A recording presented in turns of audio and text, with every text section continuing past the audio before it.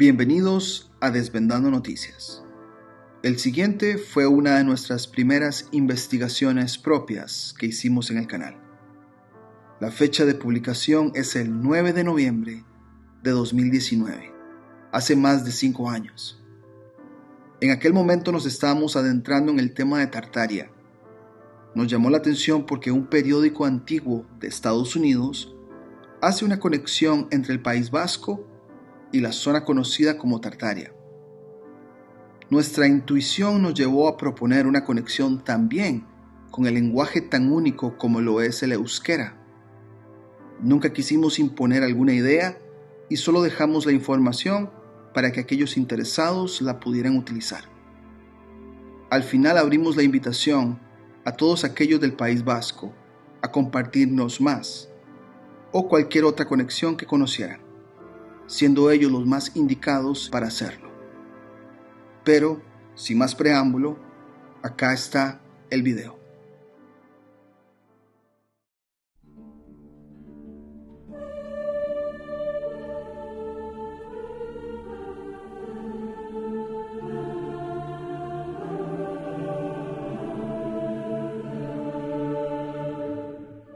Me quedo con una cita del lingüista Koldo Michelena, que decía que el euskera no tenía origen alguno, que era una pequeña isla aislada que ha perdurado de una amplia familia.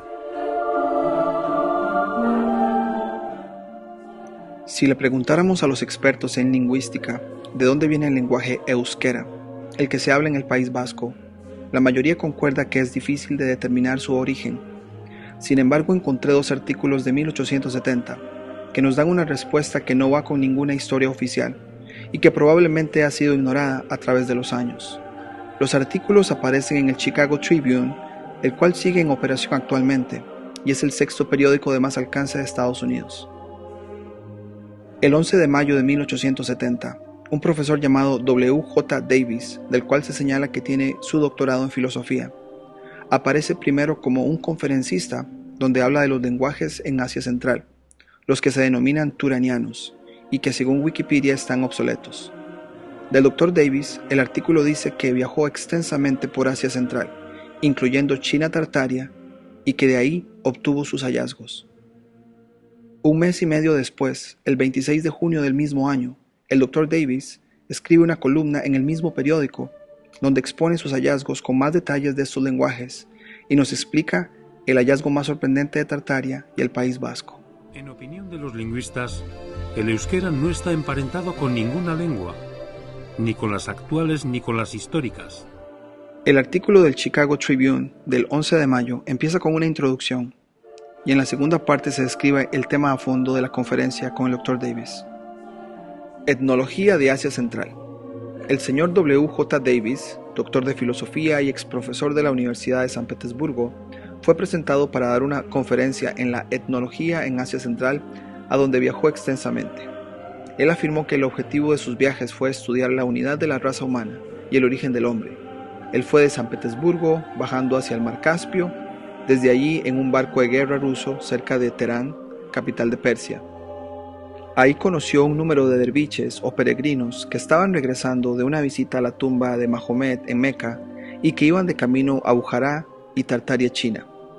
Él los acompañó y al arribar a Kashgar, la capital de Tartaria, China, empezó a estudiar la familia turania de lenguas. Esta familia lingüística abrazaba todos los dialectos tártaros, desde el chino tartario a la cordillera Altai y todo Siberia. A esta familia también le pertenece el lenguaje vasco, hablado en los Pirineos, entre Francia y España, el lenguaje húngaro y el lenguaje hablado en Finlandia. Esta misma familia turiana de lenguas tiene su origen en la cordillera Altai y su civilizada existencia fue de 8.000 años para atrás. El lenguaje de los turianos fue diferente del Sanskrit y de la familia arios por miles de años, y la posición de la cordillera Altai, por lo cual la comunicación entre las razas uraniana y arios fue imposible en tiempos antiguos. Los arios tienen su asentamiento original aproximadamente 3.000 años antes de Julio César, donde está el reino de Persia, y las montañas del Cáucaso. Los habitantes eran muy numerosos en esa parte del país que las migraciones se hicieron necesarias. Una rama de esta familia fueron los pelasgos, que fueron a Grecia, donde se asentaron.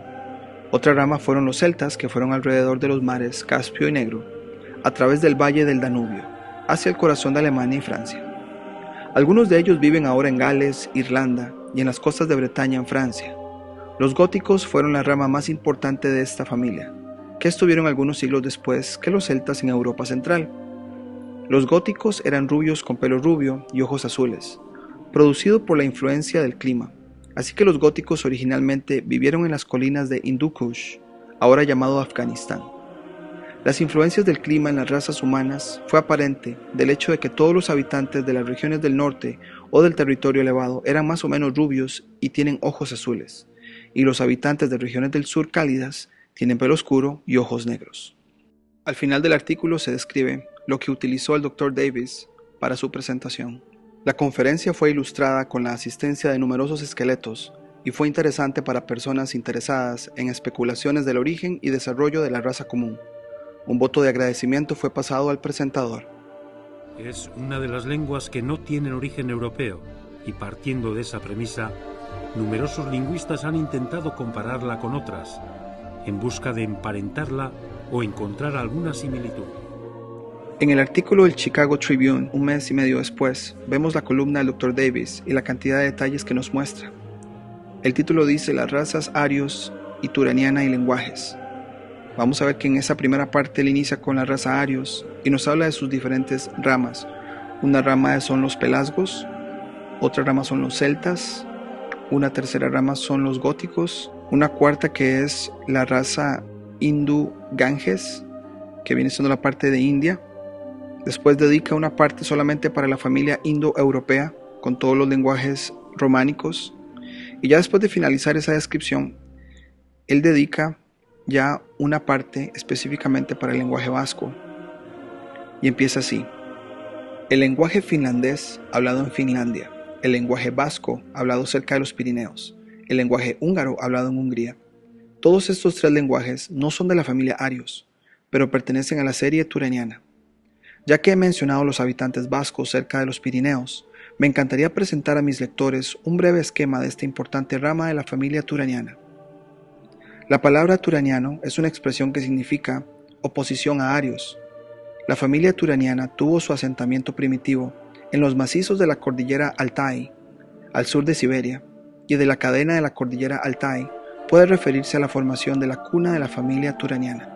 Pero estuvieron residiendo por algún tiempo en la cadena de montañas el Borou, en español el Bruce, que significa en lenguaje vasco cabeza de nieve de él. Nieve y cabeza Borou. La nominación de el Borou fue indudablemente dada por la gente vasca en un periodo muy temprano a esta cadena de montañas. La transmigración de la gente vasca del Cáucaso a los Pirineos probablemente tomó lugar hace más de 8 siglos antes de Alexander el Grande, ya que el gran erudito y anticuario Ampere habla de la gente vasca que había vivido en los montes Apeninos, cerca de Florencia y la isla Córcega, en un tiempo todos juntos en la prehistoria, acercándose a los tiempos de Rómulo y Remo. Los vascos han dejado algunas dominaciones y rastros en su residencia en el norte de Italia. Siempre ha habido una diversidad de opinión en relación al origen de la gente vasca y su lenguaje.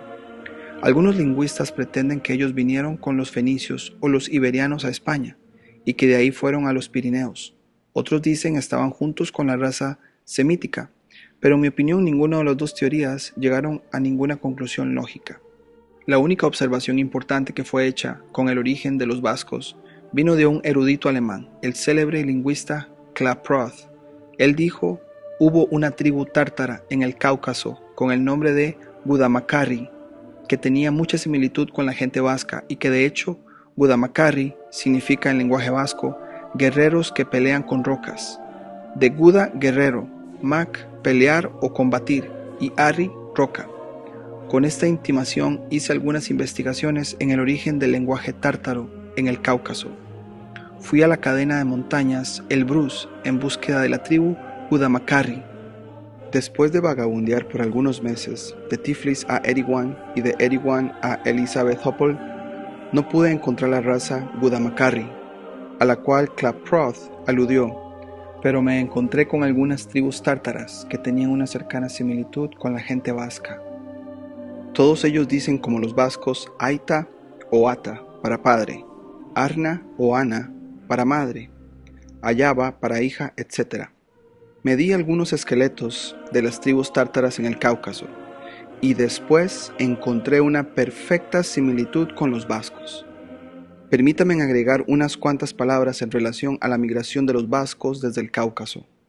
Ellos dieron la vuelta del mar Caspio al mar Negro y llegaron ahí a tener contacto con los Scythes, quienes eran probablemente de origen ario. En estas colisiones hubo varias batallas, donde parece que los arios habían sido conquistadores. Los vascos consecuentemente fueron forzados a los valles del Danubio. Aquí se juntaron con algunas tribus turanianas, que tenían probablemente el mismo origen con los vascos, pero que hablaban diferentes dialectos. Los antiguos húngaros o magiares, quienes habían tomado posesión de los ricos valles del Danubio, no dividían su prosperidad con los vascos y los forzaron a irse a los Alpes. Después de residir parte en los Alpes, parte en los Apeninos y parte en Córcega, fueron a los valles de los Pirineos. Es notable que los vascos siempre vivieron en cadenas de montañas, primero en las Altai, luego en Elbrus y ahora en los Pirineos. Esta gente siempre ha tenido un gran deseo por la libertad e independencia, y por lo tanto han escogido las cordilleras para su protección. Leemos en la historia española y francesa que a menudo España y Francia intentaron subyugar a los vascos a la obediencia, pero nunca tuvieron éxito. Los vascos, como los suizos, tienen un gran amor por las montañas y están inspirados con la libertad y el patriotismo. A menudo los vascos han defendido sus instituciones locales libres en contra de la invasión española e incluso al día de hoy ellos tienen sus propias leyes y disfrutan de libertades las cuales ninguno de sus vecinos, los españoles o franceses, poseen.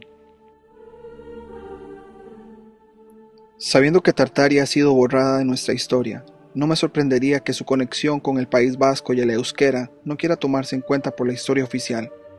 ¿Qué piensan ustedes?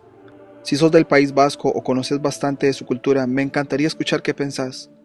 Personalmente pienso que el País Vasco es una cultura muy única, a la que la narrativa oficial no le presta importancia, pero es evidente lo mucho que nos pueden enseñar a todos nosotros. Gracias por su tiempo.